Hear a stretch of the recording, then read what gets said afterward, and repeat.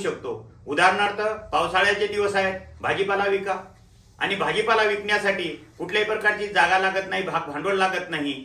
जर तुम्हाला भाजीपाला बाजारातून आणायचा असेल तर मंडीवर जा, कमी भावात भाजीपाला मिळतो आणि तोच भाजीपाला खेड्यात नेऊन मग सायकलीवर, मोटरसायकलीवर किंवा डोक्यावर टोपली घेऊनही आपण विकू शकतो। पण डोक्यावर टोपली घेण्या इतपत आपल्याला तिथे शरम वाटेल, कुठेतरी कमीपणा वाटेल। मी शिकलेलो आहे आणि मी शिकलेला असताना माझ्या डोक्यावर टोपली कशी घ्यायची, कमीपणा वाटू शकतो मित्रांनो।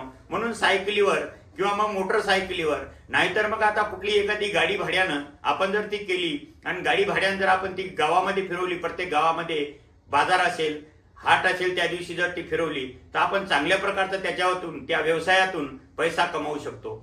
आता या पावसाळ्यामध्ये भाजी आणण्यासाठी एखाद्या रोजगाराला जर आपण शेतामधली भाजी जमा करायला सांगितली, त्याला काही पैसे दिले तर तो आपल्याकडे भाजी आणून देऊ शकतो। कुठल्या प्रकारच्या भाजी विकू शकतो आपण पहा, तरोट्याची भाजी आहे, त्याच्यानंतर कटुले आहेत, त्याच्यानंतर खेड्यामध्ये जे भाज्या मिळतात औंडाची भाजी आहे, त्याच्यानंतर चवळाईची भाजी आहे।